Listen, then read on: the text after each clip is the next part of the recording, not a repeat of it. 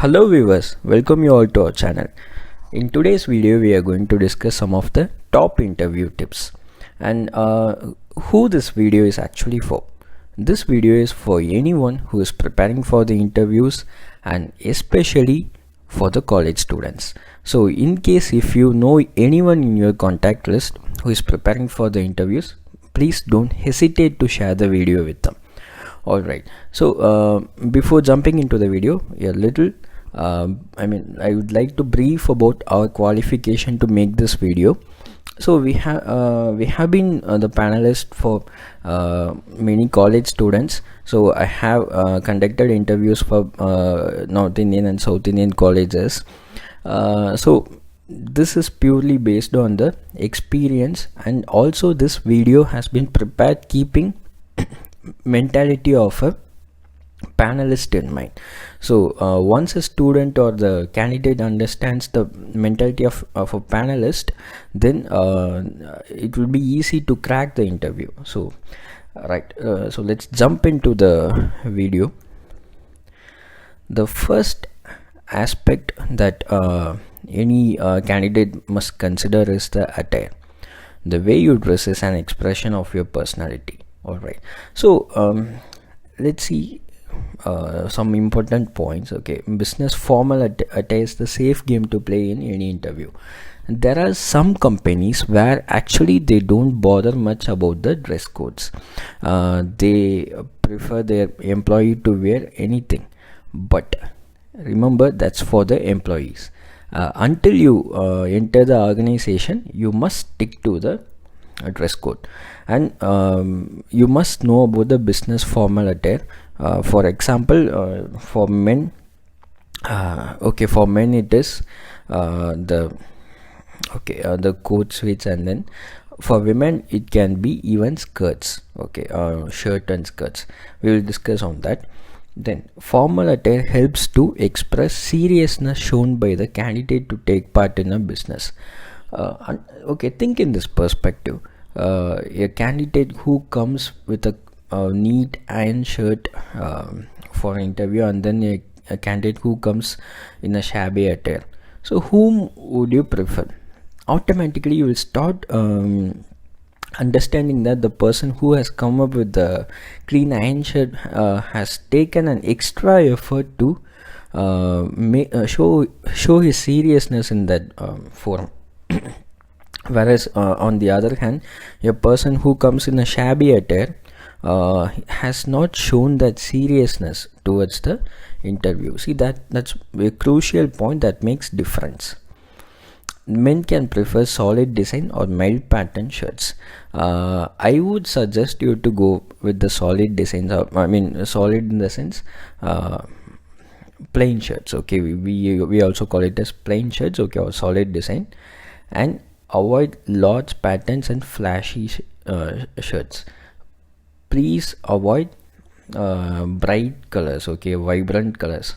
You can actually go for even dark blue. That's still acceptable. Dark blue, but even if you go for dark blue also, then go for the solid design or the mild pattern shirts.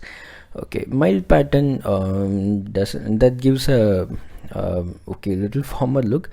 Though I don't in my personal opinion, though I don't prefer the mild pattern shirts, I would recommend to go for the solid design. Women can prefer formal pant, shirts. Even in case of Indian women, you can even go for churidars or formal sarees or formal skirts. So when it comes to formal skirts, maybe girls, please explore a bit about your formal dresses, because I'm pretty sure the girls who are even in the industry are not completely aware of their formal attire. So please explore a little more in the internet and understand what the formal attire is for the girls.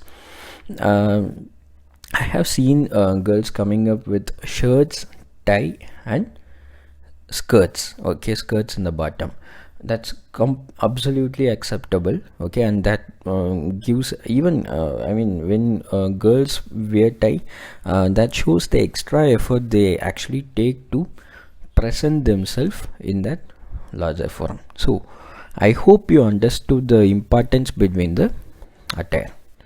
Right, let's move on to the next one, that's ambience. So ambience, okay, a room for interaction. So you must find the best place to have a proper interaction, right? Choose a proper background to take remote interviews. Currently, due to this pandemic situation, most of the interviews are happening over the remote networks. So it might be happening over Zoom calls or Teams call. So ensure you come up with a proper background. So mostly panelists will be having a proper background, or panelists may not turn on the videos, whereas on the other side, candidate would also be, always be recommended to turn on the videos. So you must have proper background to take the remote interview. I would recommend look for some plain walls and ensure light falls on your face. Okay, that helps other end to get a better visibility of your facial expressions, right? Because I would like to share one experience. One candidate who actually came up for the interview, he was actually sitting in a shop, and he was actually sitting among chaos. Being the panelist, when we prefer to go for a calm place and where we don't have any distraction, it is also expected from the other side. If you can't find a good background, blur or select anyone from the meeting application. Some of the meeting applications like Teams actually comes up with the option to set any custom backgrounds, and also they give an option to blur your background. If you feel like your background is really not good, then please go for any one of this option. Choose quiet ambience to hear and get yourself heard. This is really important. So again, it comes out of some of the bitter experience which I had in the past, where some of the candidates actually came up with poor. It was a very noisy environment, and we were not able to have a better interaction. And because of that, actually, we had to even reject the candidate. Ambience plays an important role in conveying your seriousness. Again, I am coming with the same point, seriousness. Okay, so unless you provide a good ambience for the interaction, definitely how much ever you are serious about your interview, that may not be taken up. I hope you got the point. Now let's go forward. Anxiety, hold your nerves. I think this is one of the most important point for any candidate who would love to take interview. Right. Calm yourself before the interview. What I would suggest is, before you enter interview, don't take any tension or stop doing any activity at least 15-20 minutes before. Don't prepare anything. Okay, I think whatever you would have done 30 minutes back, that should be sufficient. Don't prepare anything or don't think anything for the last 15 to 20 minutes. See, it's not going to come out of the box. Feel free to request for additional time to relax if required. We had certain situations where actually students appear with a huge anxiety, and then they may not be able to even speak even a word. So what we normally suggest them is to take little water or make themselves comfortable once they enter the call. We actually suggest this from our side. And students, if you need that additional time to relax, or okay, please feel free to ask that from the panelist. You can, there's no harm in asking for that additional minute or few 30 seconds, okay, to relax yourself. And in that window, please level your breathing. So once you get into anxiety mode, it automatically affects the breathing. So once you control the breath, you will be able to get back to your normal. Being anxious for initial few minutes is acceptable, but not for the entire interview. See, this is very important, because we understand that you might be a stranger, okay, you might be meeting a stranger and you may start interacting with them. So for initial few minutes, okay, that's completely acceptable, and we also understand that you will be anxious, but that shouldn't be the case for the entire interview, because if that's the case, definitely that gives an impression like the candidate will not be is not good enough to take up the serious situations. And maybe the initial jitters are okay, but that's not good for long interaction, and that also affects a good interaction between the panelist and the candidate. Panelist may not be able to have a smooth interaction with the candidate. Hungry man is an angry man, so very important point. And that you could be given a slot, okay, during the lunch time, or even during a breakfast time. We can't guarantee what time you might be getting for the interviews. So normally that may not be in the candidate's hand all the time, okay. It also depends on the timings of HR, timings of the interview panelist, okay. So if you are asked to come for an interview, maybe in next 30 minutes or anything, I would suggest you to have anything, okay, or need not be a meal, okay, or snack anything quickly, and then get yourself prepared for the interview. So when you go for interview, the most important thing you must have is a snack, be it a chocolate, okay, or anything, okay, a few crisps.